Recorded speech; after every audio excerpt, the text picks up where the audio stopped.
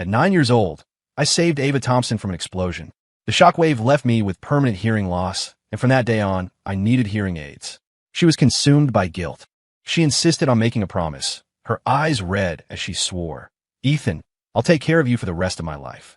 But on my 18th birthday, to pass a test set by the most popular guy in school, she pulled the hearing aids from my ears.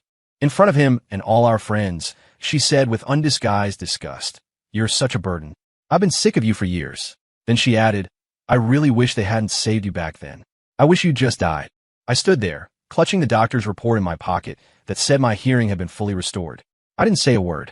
Later, I went home, quietly changed my college applications, and told my parents we were going to her family's house to break our promise. "Ava, from now on, our paths diverge. There's no need for us to ever meet again. Ethan, I really wish they hadn't saved you back then. I wish you just died." The moment Ava spoke those words, the private room we'd rented for my birthday party erupted. "Damn, Ava, you're savage. Next time, wait till he gets his hearing fixed and say it right to his face. I'd love to see if he cries. He's always so meek, like some kind of sad puppy. What could he do even if he heard? Who want a cripple? It's only because you're so generous that you even bother with him." I was frozen in place. My hand tightened around the recovery report in my jacket, my mind reeling.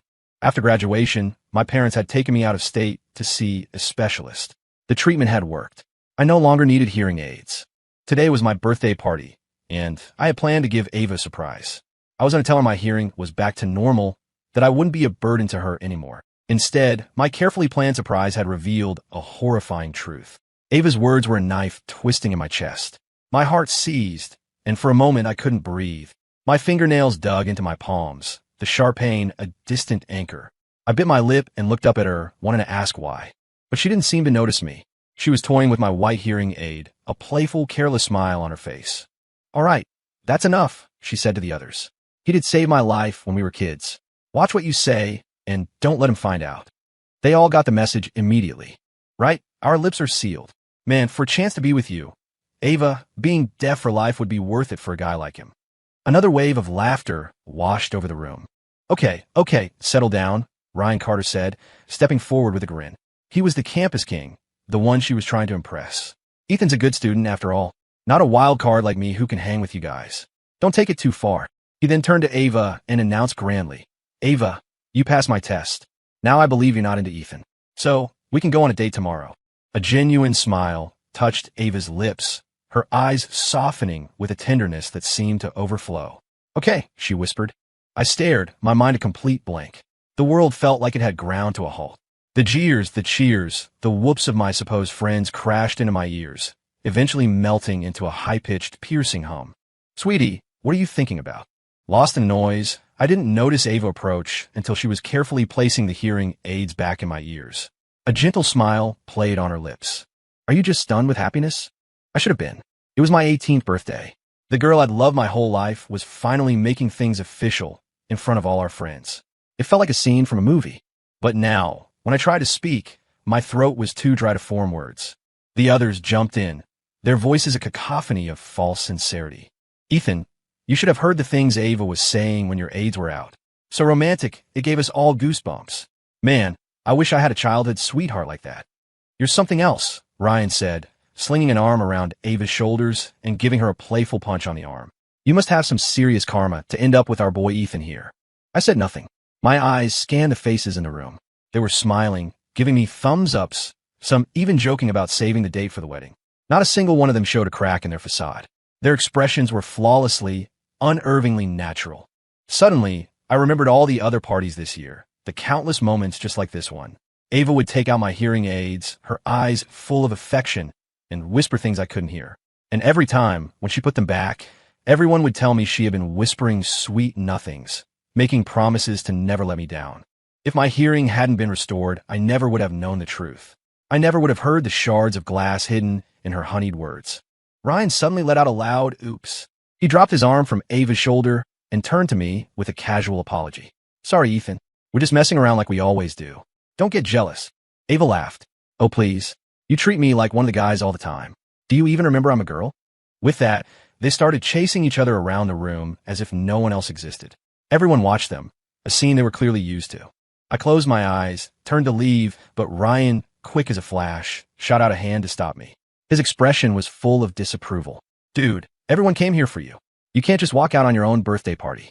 Ava came over and ruffled my hair, her tone dripping with condescending sweetness. You haven't even opened your presents. Don't be difficult, okay? I frowned and instinctively pulled away. I ignored the dark flash in her eyes and told her, each word deliberate and clear, we're done. Don't contact me again. Then I walked out of the room without looking back.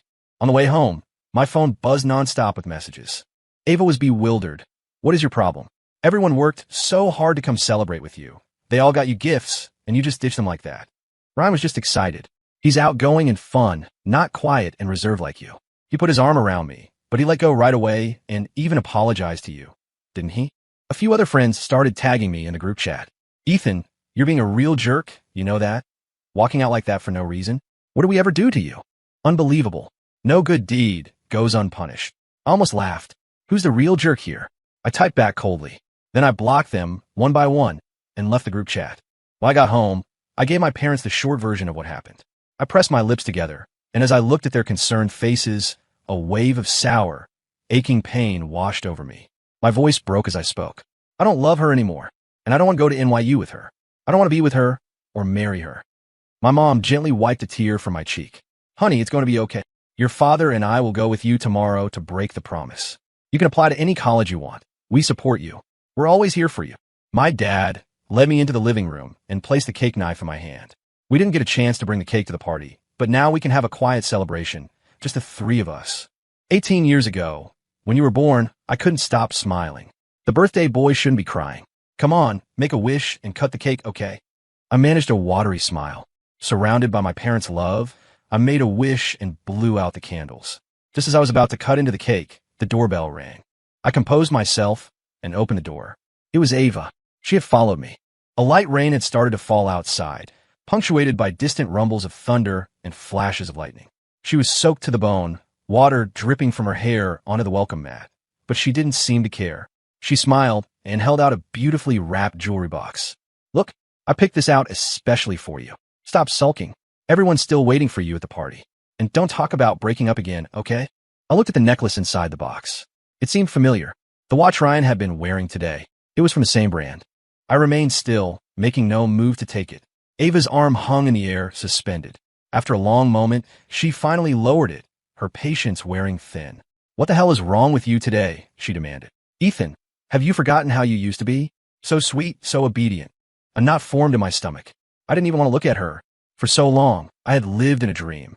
I believed she loved only me, that we would go to college in New York together, build a life, and after graduation, we would get engaged, get married, have kids. Today, that dream had been violently torn apart. I finally understood the truth. She never loved me. To her, I was just the burdensome boy who saved her life, a footnote in her story, nothing more. I took a deep breath and repeated myself calmly. I'm not sulking. I'm serious about this. We're done.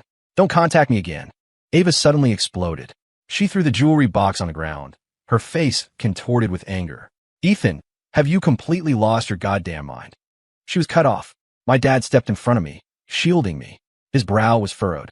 Ava, watch your language. You're soaking wet.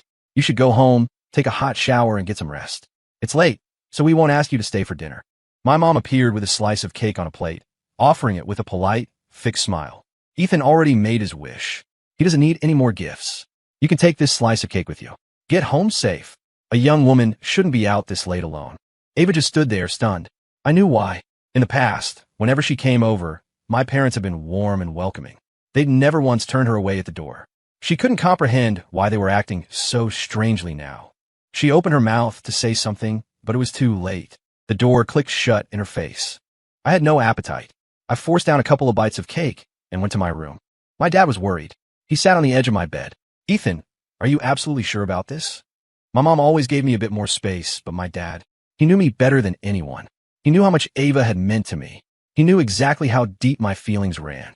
I stared down at the white hearing aid in my hand. For a moment, I didn't know what to say.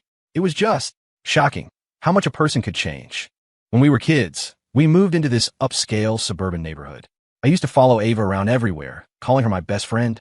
Our families were close. Their businesses even worked together. One day, both our families went to visit a factory on the outskirts of town. Without warning, There was an explosion. I remembered what my parents had taught me about survival and managed to get out. But Ava was trapped inside. I saw the fire growing, saw her frozen in place as the flames licked closer, about to swallow her whole. I don't know where the strength came from. Before anyone could react, I ran back in, grabbed her hand, and pulled. We were almost clear, but then a secondary explosion rocked the building. The shock wave threw me against a wall, and everything went dark. I was unconscious for a long time. When I finally woke up, I couldn't hear a thing. The atmosphere in the hospital room was heavy. My parents were silent and tense. Mr. and Mrs. Thompson hovered, unable to meet my eyes. I spent my days lying in bed, listless, refusing to speak or interact with anyone. Ava stopped going to school. She brought me piles of snacks and candy, but I wouldn't touch them. She decided the hospital was too depressing, so she snuck me out and took me to an audiologist where I was fitted for this very hearing aid. She drew the little patterns on herself, a fish and a stalk of wheat. She was just a kid herself, but she fumbled to put the device in my ear, her expression deadly serious as she made a promise. Ethan, from now on, I'll protect you. My tutor said the name Ethan means strong and enduring. You're going to get better. I know you will. They say a goldfish has a 7-second memory, but I won't forget. I'll never forget this. I'll always be here to protect you. I promise. It was a childhood vow, but I was the only one who remembered it. If the 9-year-old Ethan had heard the 18-year-old Ava say, "I wish you hadn't made it back then, that you just died," he probably would have broken down and cried. But over the years, I'd grown used to the whispers and stares my hearing loss attracted. I accepted Ava's change of heart with a strange sense of calm. People grow up. It's inevitable. I saved her life, and her family wanted to repay that debt. For years, Thompson Industries gave our family's company favorable deals, cutting their profits by almost 50%. That was more than fair. When you got down to it, we didn't owe each other anything anymore. And I knew, with absolute certainty, that I was my own person. I wasn't an accessory to someone else's life. I didn't need her to survive. So I looked up at my dad and said with conviction, "I'm sure." With my dad's help, I officially changed my top college choice. From NYU in New York to a university in Boston. I thought I wouldn't be able to sleep that night, but my sleep was surprisingly deep and restful. I didn't wake up until noon the next day. Bleary-eyed, I glanced at my phone. 2 new voice messages from Ava, sent from a number I didn't recognize. Her voice, coming through the speaker, was cold. "Ethan, are you done with this tantrum? Add me back. We're too old for these games. Ryan feels terrible about you leaving like that yesterday. He said he didn't know how to make it up to you. He even went up to the roof and threatened to jump. Luckily, I talked him down. We still have a lot of summer left. I'm taking him and a few friends to Aspen to go skiing to help him clear his head. Don't be jealous. It's partly your fault. He almost killed himself, after all." Her shamelessness was so astounding it made me laugh. Ryan Carter? The guy would never kill himself. At school, he unironically called himself an alpha male and was always bragging about how he wasn't like the nerdy guys who actually cared about their grades. But he was the most manipulative person I'd ever met. 4 months ago, my friend Leo Martinez had his birthday. He'd picked out a nice outfit, decorated the venue, and was planning to confess to a girl he liked. But Ryan refused to play along. The second he walked into the room, he started jeering. "Whoa, Leo, you really went all out. Getting a lot of practice with this, huh? Don't be shy, man. We're all friends here. Spill the details." When Leo got angry, Ryan immediately threw his hands up in surrender, turning it around on him. "Jesus, can't you guys take a joke? It was just a little fun." Fine, I'm sorry, okay? This is why I hate hanging out with you guys. You're all so sensitive." Another time, when we were all cramming for the SATs, exhausted and stressed out, he went around snapping ugly pictures of everyone. He turned them into memes and posted them all on the school's unofficial confessions page with the caption, "Senior class hotties. Get him while they're hot." He only stopped after a group of us reported him to the principal. And I'd known for 2 years that he only joined the photography club as an assistant to get closer to Ava. I just never saw him as a threat. Back then, I was arrogant. I thought what was mine couldn't be taken away so easily. Well, he'd taken her, and I had to accept it. It was my own fault for being a poor judge of character, for saving a snake in the grass. "Ethan, if you have any conscience at all, you'll come and apologize to everyone, especially Ryan." Ava's messages kept coming. I didn't even listen to the rest of the voice note. I just blocked her new number, too. Outside my room, my mom was calling for me. "It gets cold in Boston in the winter. Let's go get you some warmer clothes." I nodded and went with her. I never expected that after buying a few things on the second floor of the mall, just as we were about to leave, we would run into Ava and her friends. Ryan Carter, dressed in a black shirt, stood out among the 7 or 8 girls surrounding him. He spotted me, and a sly grin spread across his face. He walked over and casually draped an arm over my shoulder. Ethan, what a coincidence. Man, I felt so guilty yesterday. I had no idea you were so sensitive. I just see Ava as one of the guys, you know? Don't be mad, okay? Ryan pretended to wipe away a non-existent tear. It's all my fault. If I'd just been more careful, you wouldn't have left. Mrs. Miller, I know I almost jumped off a roof out of guilt, but please don't blame. Are you done? My mom interrupted, her voice laced with amusement and scorn. It's amazing how some young men learn all the wrong lessons. All this drama, playing the victim. The only reason my son isn't cursing you out right now is because we raised him to have some class. But what about your parents? You spend all your time surrounded by girls.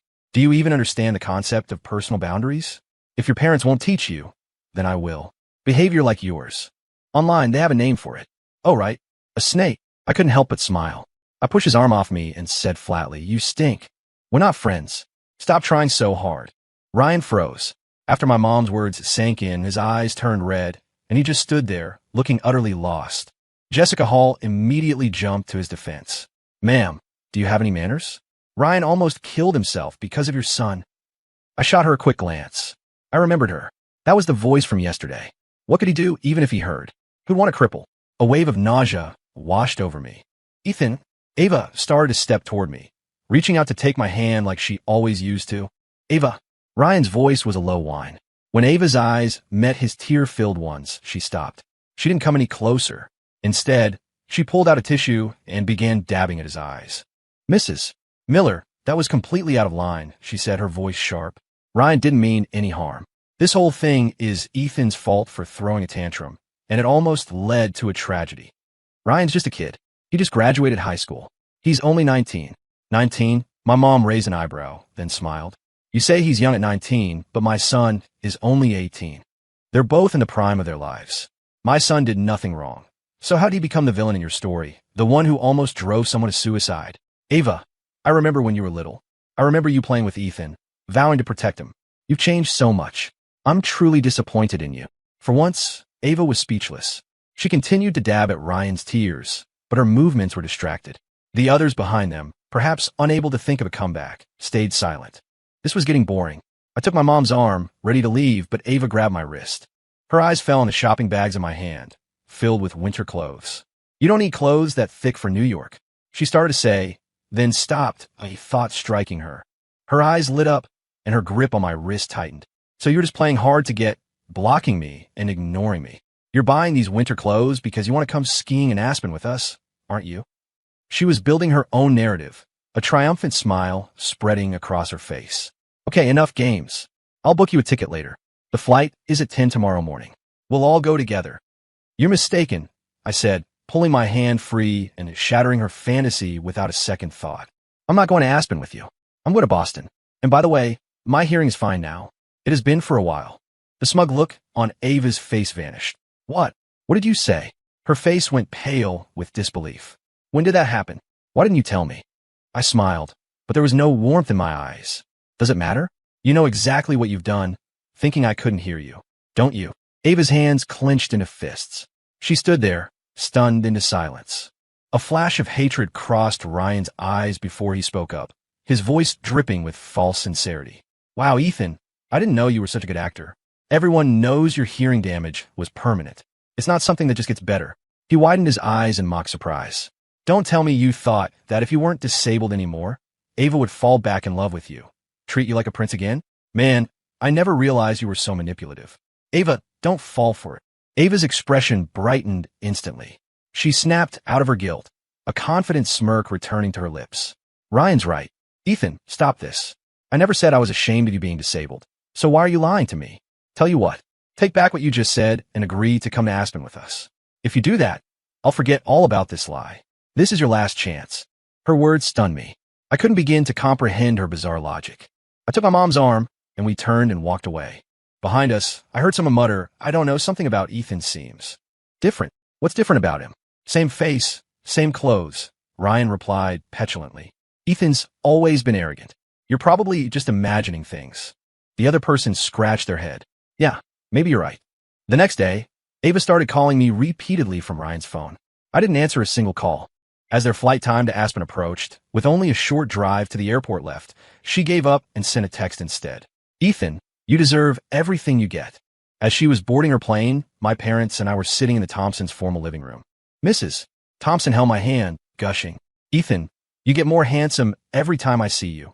Your parents told me you're expecting to score over 1,400 on your SATs. Such a good boy. I'm just waiting for you to make something of yourself so you can finally get our Ava under control. Listening to the stream of compliments, I sat on the couch, finding it difficult to bring up the reason we were here. Mr. and Mrs. Thompson had always been so good to me. They sent birthday presents early, our families celebrated holidays together, and the cash gifts they gave me were always the most generous. After the pleasantries died down, I finally stated our purpose. Mr. and Mrs. Thompson, my parents and I came here today because I want to break the promise we made when I was 9. Mrs. Thompson looked shocked. She rushed over to me. Ethan, did Ava do something to upset you? You tell me, and I'll deal with her. That girl. She's always causing trouble, always making you angry. I shook my head, my voice calm. She's already in love with someone else. And I've realized that my feelings for Ava aren't romantic. Besides, Mr. and Mrs. Thompson, this is the 21st century. People should be free to choose who they marry. Those old childhood pacts, we should just let them go. Mrs. Thompson's face fell. She was about to say something else, but Mr. Thompson cut her off. Ethan, where's your hearing aid? At the mention of this, my parents beamed. He had it treated out of state. His hearing is back to normal now. Mrs. Thompson was overjoyed at the news, but still wouldn't give up. Ethan, why don't you wait for Ava to come back and talk to her? She has a right to be part of this decision. You used to follow her everywhere when you were kids. You saved her life. How can you say those feelings just disappeared? I stared at the gentle ripples in the cup of tea on the coffee table. My resolve hardened. Mrs. Thompson, we don't love each other. Let's not torture one another anymore. Mr. Thompson sighed. He clearly understood our family's position was firm. He stopped his wife's attempts to persuade me and asked his butler to bring the written agreement their families had drawn up years ago. Watching the 2 copies of the agreement get torn in half, I finally felt a sense of relief. I made one last request. Mrs. Thompson, I hope you won't tell anyone about this just yet. Let's let some time pass. They both agreed. But that night, I got a call from Ava. My first thought was that she had found out about the promise being broken. Instead, she said with a sigh, you even managed to mess up your college applications. How can you be so clumsy? If I hadn't thought to check, you would have ended up in Boston. Ethan, I've already changed it back for you. Ryan is applying to NYU too. His family doesn't have a lot of money. He can't even afford the tuition. As his friends, we should help him out. A hot summer breeze drifted through my window, but a chill ran down my spine, my heart sinking to the pit of my stomach. She changed my application? Of course. Of course she could. I had never kept secrets from Ava.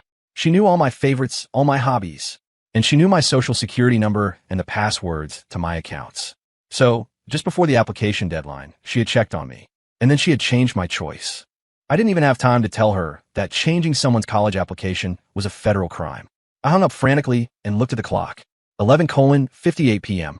The portal would close in 2 minutes. Thankfully, I had all my application ID numbers memorized. With the fastest typing of my life, just before the clock struck midnight, I managed to change my application back to the university in Boston. Seeing the confirmation page, I finally let out a breath I didn't realize I'd been holding. I was about to message my friend Leo to tell him we'd be going to the same school when a notification popped up on my phone. A new post on Instagram. It was Ryan showing off. The picture was a collage of him and the group from the mall, skiing and relaxing in a hot tub in Aspen. The caption read, with friends and with the one I love.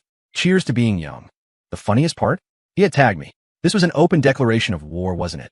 I smirked, opened my direct messages with him, and sent him a video screenshot. Open your eyes and look at this. What do you see? I suggest you back off. Otherwise, I can't guarantee what I might do. His status icon flickered between online and typing. For a long time, but no message came through. When I checked his profile again, the post was gone. The pressure of senior year had been intense. Now that it was over, I called up Leo, and we went on a road trip exploring the national parks out west. Whenever a call or message came through from Ava, I just deleted it without a second glance. She interpreted my silence as jealousy. How long are you going to stay mad? Isn't this enough? If you don't reply, I swear I'll take Ryan on a trip to Europe. I ignored her. Silence was my only answer. I blocked every new number, deleted every message. When it was time for school to start, I got on a plane to Boston. Meanwhile, Ava stood nervously at my front door, clutching a pair of hand-knitted dolls. One blue, one pink, her idea of us. She couldn't wait to see the surprised look on my face. But when the door opened, it wasn't me.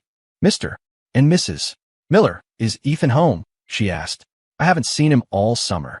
I brought him a gift, and since school is starting soon, I thought we could travel together. My mother's face was calm, her voice neutral. We forgot to tell you, Ava. Ethan has already left for school. You don't need to go with him. Ava was taken aback, but quickly assumed I was still angry. She turned to leave, but my father called out to her, his words a vague warning. Ava, some things, once you lose them, they're gone for good. Once school starts, Miller Corp is going to be very busy. Your aunt and I won't have time for visitors. We'd appreciate it if you didn't come by again. Ava left, confused, and headed home to pack her own things. When she walked in, she found her parents sitting stiffly on the living room sofa, their faces grim. Her confusion deepened. She said a quick hello and started for her room, but her father stopped her. From now on, you're not to go to the Miller's house. Ethan has already left for college out of state. The promise was broken over a month ago. From now on, you two are just people who grew up together. Nothing more. Ava frowned. That's not possible, she said automatically. Mom, Dad, are you joking with me? But when she looked up and saw their cold, hard expressions, she began to realize, with dawning horror, that it was true. Her mother sighed, her voice a mixture of frustration and regret. Ethan's hearing is fixed now. The last of his so-called flaws is gone. If he wants to marry for connections, he'll have his pick of the best families. Why would he ever settle for us now? Honey, why did you stop me back then? She said, turning to her husband.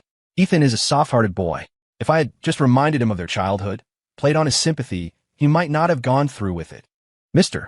Thompson was impatient. Do you really think a few words would have changed anything? Miller Corp has far surpassed us in recent years. Ethan might be easy to fool, but his parents are wolves protecting their cub. You think I wanted to break the engagement? I was afraid of what they'd do to our company. Listening to them, Ava felt a numbness spread through her. After a long silence, she finally asked, when did his hearing get better? Though confused by the question, her father answered. Mr. Miller said they took him for the surgery right after his exams. So it's been a while. That was around the time we took you to visit your grandparents. I guess Ethan never had a chance to tell you. Ava's mind flashed back to my birthday party, to her taking my hearing aid out, and the words she'd said. You're such a burden. I've been sick of you for years. I really wish they hadn't saved you back then. I wish you just died. And Ryan's words after she'd passed his test. Ava, you passed my test. Now I believe you're not into Ethan. So, we could go on a date tomorrow. Every word was a needle piercing her lungs, a sharp, stabbing pain. The world swam before Ava's eyes, and then she remembered that day of them all, when she and her friends had met me and my mom.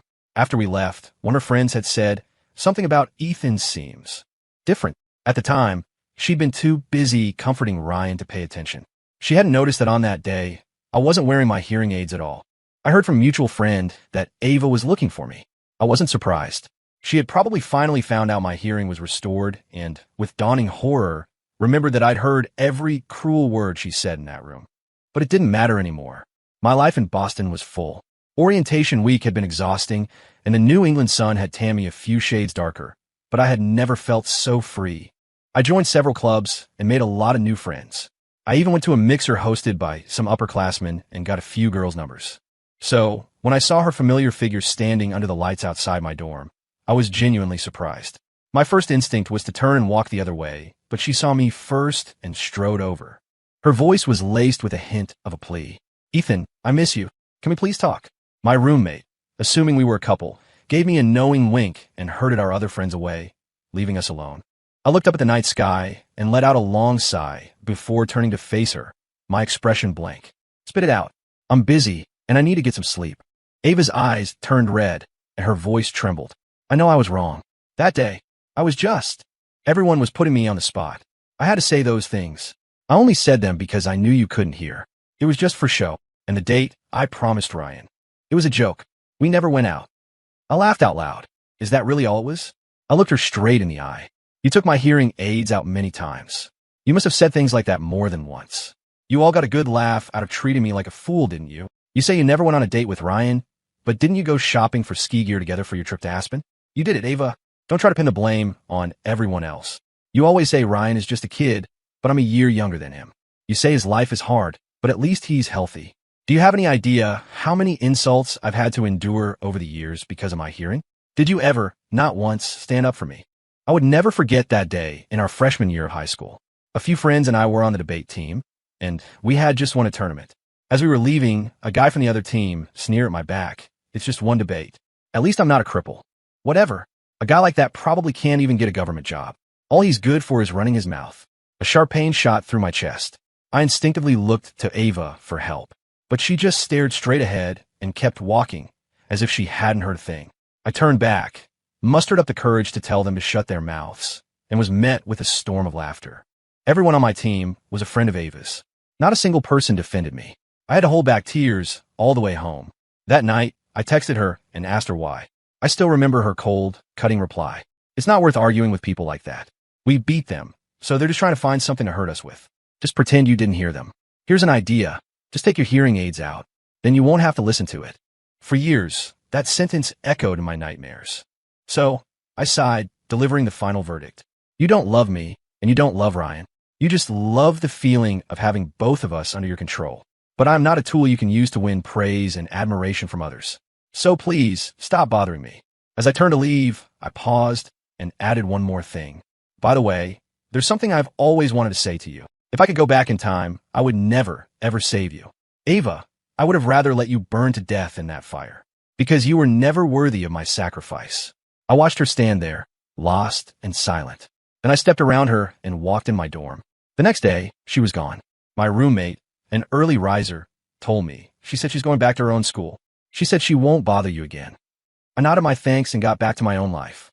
Not long after, I saw on our mutual friend's Instagram that Ava and Ryan were officially dating. The friend would often message me with complaints. These two are attached at the hip. All they do is post couple pics and act all lovey-dovey. It's disgusting. I heard Ava was voted prettiest girl on campus. I guess it makes sense. She's got great bone structure and her family is rich. No wonder so many guys have a crush on her. Apparently, Ryan is getting super jealous and possessive. Anyway, how have you been, Ethan? She was clearly fishing for information, but I was genuinely busy.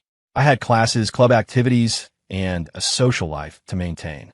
My replies were always brief and non-committal. Then, one day, she messaged me in a panic. OMG, Ava and Ryan broke up? I was surprised. It had happened so fast. She sent a long voice note explaining everything. 2 months into the semester, Ava found out she was pregnant. She didn't want the baby. She transferred Ryan $30,000 and told him to go with her to a clinic. But Ryan refused. This is our child. Why will we get rid of it? If you're worried about what people will say, I'll marry you the day we graduate. Ava was impatient. Do you think this is a movie? It's just a baby. We can have another one later. Someone with your background thinks he can marry me? Dream on. In the middle of the argument, Ryan shoved her. She fell down a flight of stairs. There was blood. Things got serious fast. Before she lost consciousness, she was still screaming, Ryan Carter, I would rather die than marry you. Mrs. Thompson rushed to campus and took her to the hospital. Then she paid a private investigator a hefty sum to dig into Ryan's life. They discovered he had been sleeping around constantly. Several of the girls from the Aspen trip had been with him. When confronted with the evidence, Ryan couldn't deny it. The Thompsons pressed charges for aggravated assault. He was sentenced to 5 years in prison. Ava, pregnant out of wedlock, her reputation in tatters, dropped out of college before her body had even healed. After that, she disappeared. I lowered my eyes, listening to our friend's increasingly agitated voice message. I never told her that I was the one who had anonymously tipped off Mrs. Thompson. The screenshot I had sent Ryan was simple. There was a security camera near the school's equipment room that had a partial view of the inside. I'd asked a younger student I knew to give me a copy of the footage. Sure enough, it showed Ryan with another girl. Later, when I saw the photos from the Aspen trip, the way the other girls stood so close to him, the way they looked at him, I guess they were all involved. But that wasn't enough. The people who hurt me, not a single one gets away. I turned off my phone, went to the library, and checked out a few books. It was time to study for finals. 2 years later, I went abroad as an exchange student. I stayed for a combined bachelor's and master's program. It was 6 years before I returned home. The day I landed, my parents were there to meet me. Welcome home, honey. Ethan, Ava's been working at her family's company for a few years now. What about you?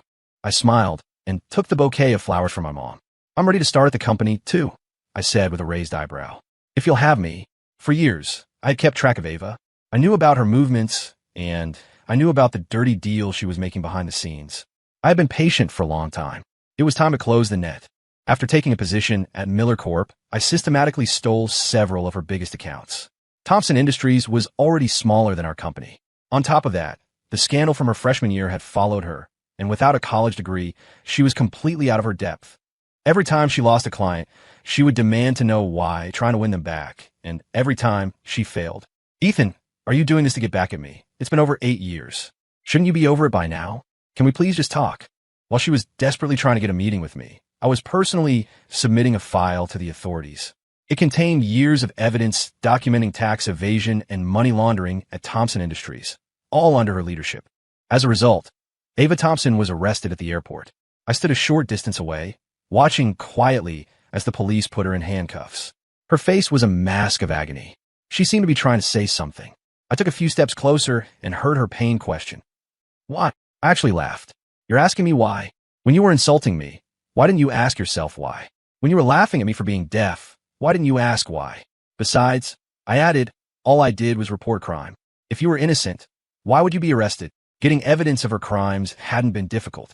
In recent years, I had sponsored several scholarships for students from underprivileged backgrounds. One of those students happened to get a job at Thompson Industries. She was the one who brought me the information. That's all it was. I was never some pushover you could bully. After that debate tournament, I saw Ava for who she truly was, a self-righteous, selfish hypocrite who only cared about herself. But back then I was still young, not yet powerful enough to fight back. So I waited. I endured until my 18th birthday party. I knew that was my chance. I could finally break our promise with a valid reason, go to a different school, and cut her out of my life. I could go abroad, bide my time, and wait for the perfect moment to pull her down from her pedestal. As it turned out, I succeeded. Ava was out of the game. After hearing my explanation, Ava was utterly speechless. Her hands cuffed, she stumbled away with the police, her steps unsteady and weak. In the end, she was sentenced to 7 years in prison. I left her parents with a shred of dignity. I absorbed the most profitable sectors of their business empire, but didn't move to crush Thompson Industries entirely. It was the last bit of decency I could offer. By the time I was 32, my name was on the Forbes list. Ava, thanks to good behavior, was granted an early release. She said she wanted to see me one last time. I agreed. In a coffee shop on the ground floor of my office building, she looked worn and aged. She hesitated before asking if there were a next life. If I hadn't said those things, do you think could we have had a chance? I took a slow sip of my latte. Then I looked at her, my face devoid of expression. A person's true nature is in their bones. It comes out sooner or later. Asking questions like that is meaningless. Ava gave a bitter smile, rubbed her face wearily, and left. Not long after, Thompson Industries filed for bankruptcy. On the road back to her hometown with her parents, Ava was in a car accident. Perhaps it was karma. She suffered a severe head injury that left her completely deaf. Her left leg was also badly damaged, leaving her with a permanent limp, a partial cripple. Her parents were fine, just a few concussions that would heal with time. According to someone who was at the hospital that day, Ava just lay in her hospital bed, laughing and crying at the same time, muttering over and over, "It's what I deserve. This is what I deserve." She had, it seemed, completely lost her mind. End.